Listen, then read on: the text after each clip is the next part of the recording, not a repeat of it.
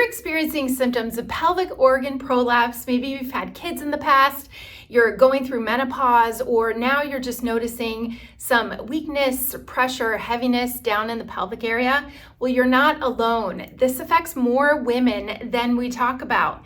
And pelvic organ prolapse can be helped with natural solutions and the right types of exercises to help down there, not necessarily just kegels. Many women are told to do kegels, but not all people need the same approach. And that's why having some strength and stability around your pelvic area is important, but not just tensing and tightening those muscles of the pelvis are going to do the trick. In this video today, I'm going to guide you through the right exercises to address that whole area to help stability, control, and ease symptoms of prolapse. This will help you feel stronger and more confident in your body and empower you that you are taking steps to get the right approach and to have more control and stability around your pelvis area. My name is Dr. Dawn Andalone. I'm a pelvic floor specialist and a women's health physical therapist and Pilates instructor. And many women are told to just strengthen and tighten those muscles all the time. But if you don't have an approach by working the entire core, working on breathing and working that whole area, then you won't get the best outcome. Many women don't realize their pelvic floor is weakening unless they experience symptoms of bladder, incontinence, leaking, pelvic pain or pressure, or even back pain. So in this video, we're going to go over the proper way to really strengthen the muscles for support, the key mistakes to avoid, and exercises for long-term relief. So the pelvic floor, these muscles in red, they're meant to support your pelvic organs, and they're best supporting your hips, your back, all your muscles around in this area. They have to work together to support those pelvic organs, help with sexual function, and also just provide that stability when you're moving around.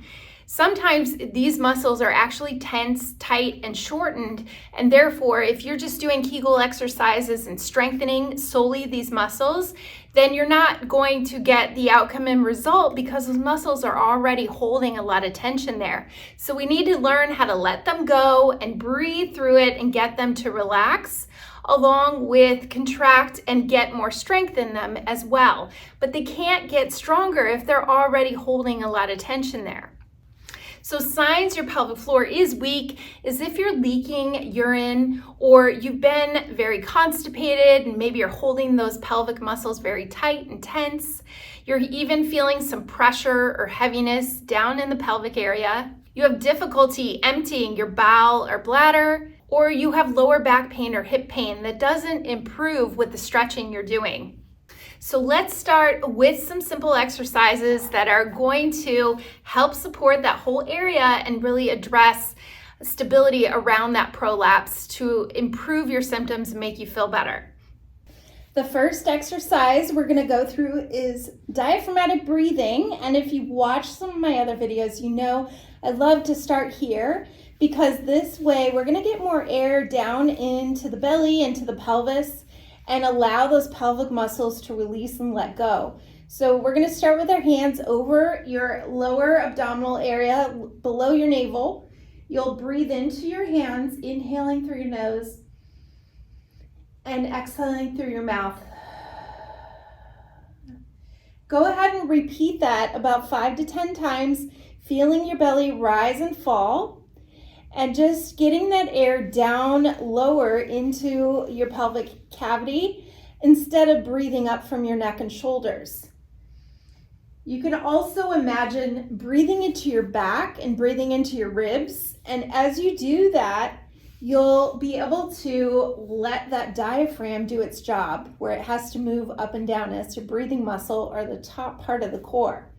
So do a couple more with me, and on your own, you can work on this about 5 to 10 times.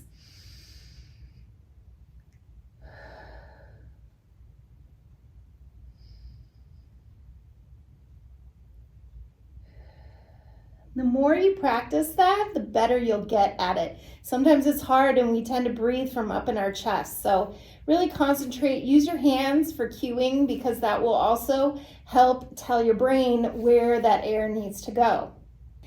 Okay, the next one is a pelvic floor lift. So we are going to stay fully relaxed on our inhale. You're going to take an inhale in through your nose, like the last exercise. And then as you exhale, imagine at the vaginal opening that you're pulling a blueberry, pulling a marble, whatever you want to think of, pulling it in and up toward your navel. And then you're going to release on your inhale. And then exhale, pull that marble in and up. So little, like an elevator, lifting up, you want to go from the vaginal opening and pulling in and up without squeezing your butt muscles. So we're not tensing there, we're just pulling in through the vaginal muscles. And you can repeat this about 5 to 10 times. Notice, are you really tensing your legs to do it, or can you do it strictly from those vaginal muscles? Release on your inhale, and then exhale, engage, and lift up. So that's a pelvic floor lift. I like this on your back because you can keep everything relaxed and just really focus on where you're pulling in those muscles rather than trying to tense everything. Okay, next one is a heel slide. So we're gonna imagine that pelvis here, your hip bones are gonna stay real stable. You're not gonna get a lot of rocking and moving. So we're gonna pull those muscles in through our pelvic muscles like we did on the last exercise, and you'll feel a little tension under your belly button there. And we're gonna slide one leg along the floor without rocking the pelvis.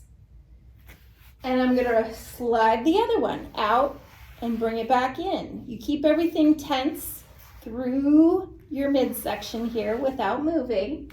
And make sure you're not holding your breath, okay? And pulling those muscles in.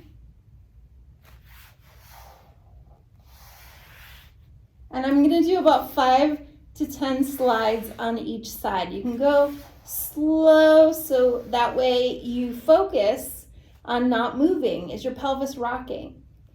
Okay, that one is the heel slide.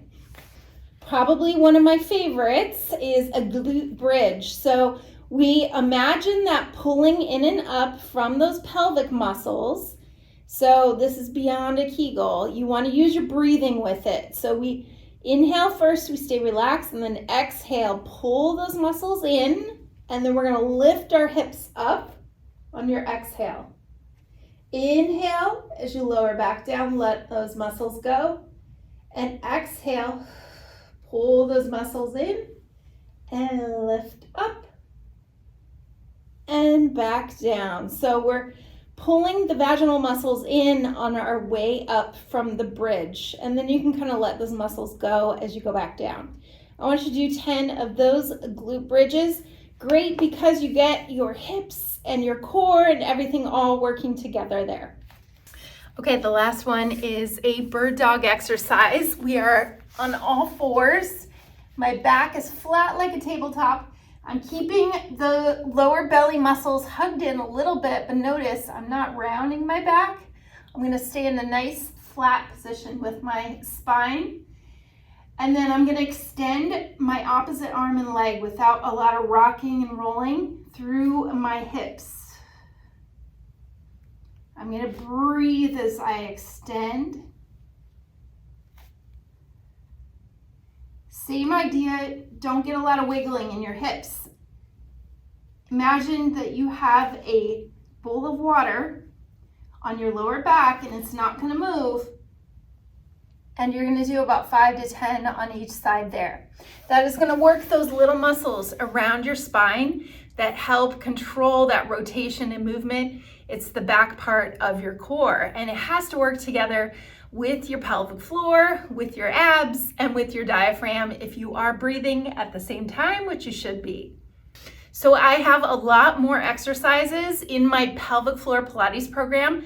I'll link down below. It's actually a full 15-minute series that I guide you through like you're doing an exercise class with me, but it's a Pilates mat-based exercise class and can be done at all levels, especially if you have bladder leaks, if you have prolapse, if you have back pain, and you're looking for guidance, especially on how to engage the pelvic floor and how to release the pelvic floor and how to work all the muscles around there that really help make you feel more in control with your core and your pelvic floor so you don't have as many symptoms.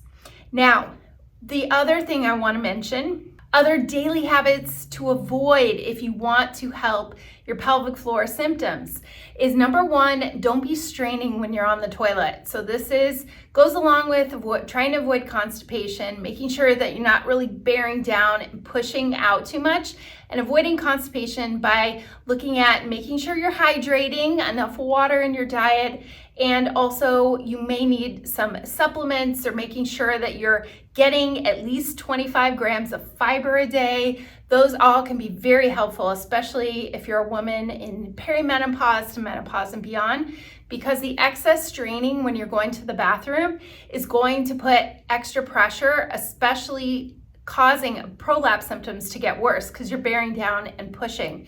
So avoiding that is a key. Also, breathing properly when you're lifting anything heavy like children or anything that you're having to lift if you're doing some housework. You want to make sure that you're exhaling when you're lifting. Doing that will control the pressure around your pelvic floor so you don't have extra pressure on that prolapse, causing your symptoms to get worse. Also, checking your posture, making sure that you're not sitting back on your tailbone too much, especially in the car, at a desk, or on the couch. If you're sitting back on your tailbone too much, it's going to cause these muscles to tense up, and you want to be able to breathe and allow them to let go, so therefore they can support your pelvic organs better. You also want to make sure you're getting daily movement. So that's walking, that's getting up every 15 to 20 minutes. If you do have a desk job, you want to get that daily movement and even counting your steps, trying to increase your steps every week. This also too will help all the muscles around your hips, and when you're staying mobile, you're going to have less issues with your lower back, or even all those muscles are going to kick in and work how they should. They stop working when you're really sedentary. So if you found this video helpful, comment below. Also share with another woman that you think needs to listen to this. I also put that link below the description about my pelvic floor Pilates program, so go check that out. Thanks so much for watching, and I hope you found this video helpful. We'll see you again soon.